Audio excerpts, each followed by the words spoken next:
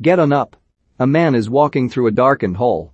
From outside, an audience is chanting his name loudly. As he takes his walk, he hears voices of people he knew throughout his life. This man is James Brown, Chadwick Boseman. 1988, Atlanta, Georgia. James, wearing a green tracksuit, goes to a strip mall that he owns and learns that somebody had been using his bathroom without his consent. He returns to his truck and retrieves a shotgun, to the horror of those in attendance. He addresses the people about who can use the bathroom, and when before he accidentally fires a round into the ceiling. James cries, "Good God." A frightened woman, Shirley Buell, Cleta Ellington, confesses to having used the bathroom. James forgives her, saying she did right by herself. Sirens are heard, and James realizes he must leave. During the 1960s, James and his band decide to travel to Vietnam to show support to the black troops. Their plane flies in the middle of warfare, with the right propeller getting hit. James addresses the corporal when they land, angry that someone would dare to try and kill him, and also annoyed with the corporal telling him how long he can play, but James disregards this because nobody tells him how long he can keep the funk going. He puts on a show for the troops, and they all love it. 1939, little James, Jordan and Jamarian Scott, is calling out for his mama in the woods. She emerges from the trees and runs out, with James chasing her. Her name is Susie Viola Davis. They go back to their home when James' father Joe, Lenny James, comes back. Susie chastises him for spending his money on gambling. Joe starts to harass her to get her to bed. She starts to run from him until she willingly jumps into his arms and kisses him, allowing him to take her to bed. We see some of James' performances with his band, the Famous Flames, performing live before audiences. At one point, they precede the Rolling Stones. James' manager Ben Bart, Dan Aykroyd, tells him about this, and they both believe that the Stones will be has-beens within a year. The Stones watch James perform, admiring his dance moves and energy. Later, James watches the Stones perform on TV and seems to enjoy what he sees. On another occasion, James performs in front of a crowd of white kids and then imagining himself performing in front of a black crowd where he appears more comfortable. We shift back to James' childhood. Susie has packed her bags and is ready to leave Joe and her son behind. She walks away, only to return to get James. Joe tries to grab him away from her, but she fights him off. Susie is forced to leave James behind when Joe comes back with a gun. James lives with Joe, who abuses the boy for singing. Later, when Joe goes off to join the army, he leaves James with his aunt Honey, Octavia Spencer, where she makes James work. Honey takes the boy to church, where he takes an interest in the dancing and singing of the choir. At the age of 17, James breaks into a car and steals a suit. The police chase after him, and he is arrested, receiving a 5 to 13-year sentence. In prison, James sees a group of singers performing, leading him to stand among the other inmates, clapping and singing along with them. One inmate gets up in James' face, and James punches him twice, inciting a riot. Afterwards, James meets one of the singers, Bobby Bird, Nelson Ellis, who was hit in the face with something that was thrown at him. James and Bobby become well acquainted, and, following James being granted parole, Bobby convinces his mother to let James stay with them.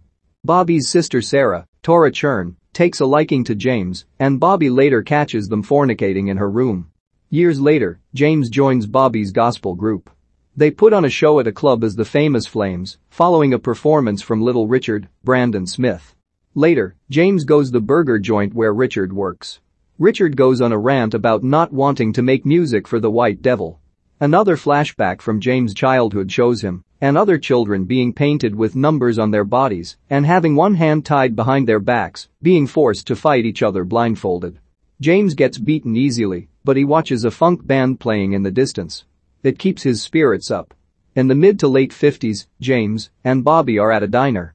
A man walks in and asks the waitress if she's seen them, as he is an agent from King Records.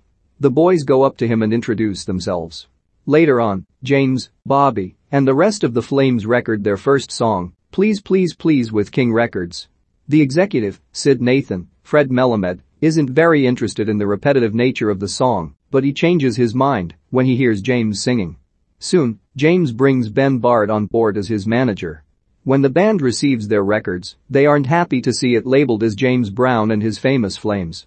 Ben explicitly states that James is the true voice of the group. The others, except Bobby, admit they never liked James, and they quit. James and Bobby form a new band, with instrument players Maceo Parker, Craig Robinson, Pee Wee Ellis, Tarek Trotter, Naflid Scott, Aloe Black, and Baby Roy, Keith Robinson. The band performs at the Apollo Theater to an excited audience. While the band relaxes in their dressing rooms, Bobby goes over to James and tells him that a lady claiming to be his mother is there.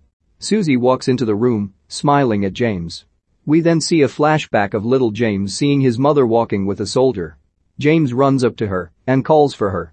The soldier asks Susie if she knows him, but she shakes her head. James runs away, disappointed and angry. Aunt Honey tells James that his mother is a no-account fool and that someday he'll be a rich man because he has the spirit, God, in him.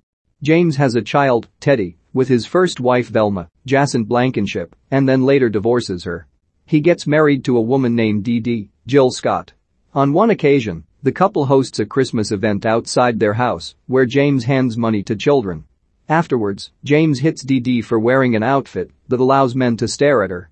James does his best to reach out to the black community. He gathers a group of children and records the song Say It Loud, I'm Black and I'm Proud. A performance at the Garden is nearly cancelled following the assassination of Martin Luther King Jr. out of fear that riots may break out, but James convinces the manager of the Garden to keep it going. During that show, several audience members try to get on stage and dance alongside James, but the security guards keep pulling them away. James stops the show to allow the people to dance with him. His music does end up appealing to the white community as well. While staying at a hotel, a couple, Allison Janney and John Benjamin Hickey, voice their complaints over the noise and abundance of black guests, but even they cannot resist dancing to James' music. As his success grows, James' relationships with others turn sour. He treats his bandmates like his lackeys and doesn't allow creative input from the others. Maceo confronts James one day about the band not getting paid on time and having to spend their off days rehearsing. Eventually, they all quit and leave James. Ben dies after suffering a heart attack during a golf game. James buries his friend, tearing as he does so.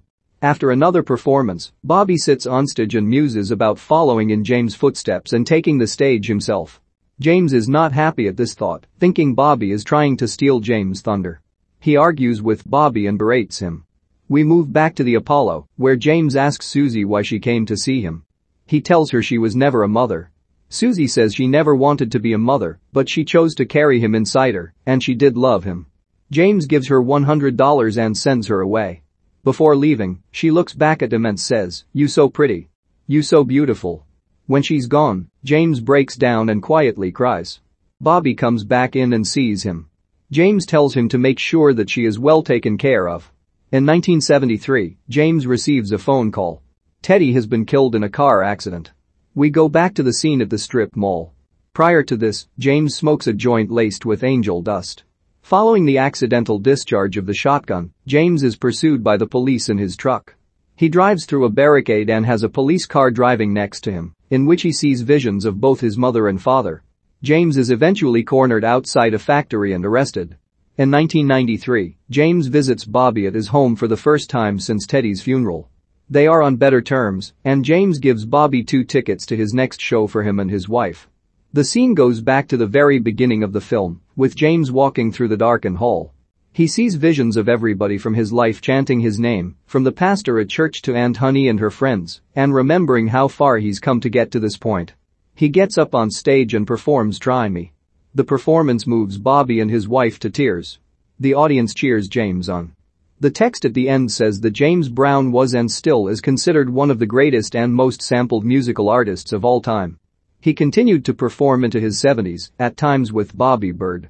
He passed away on Christmas Day 2006. The credits feature real pictures of the Godfather of Soul himself.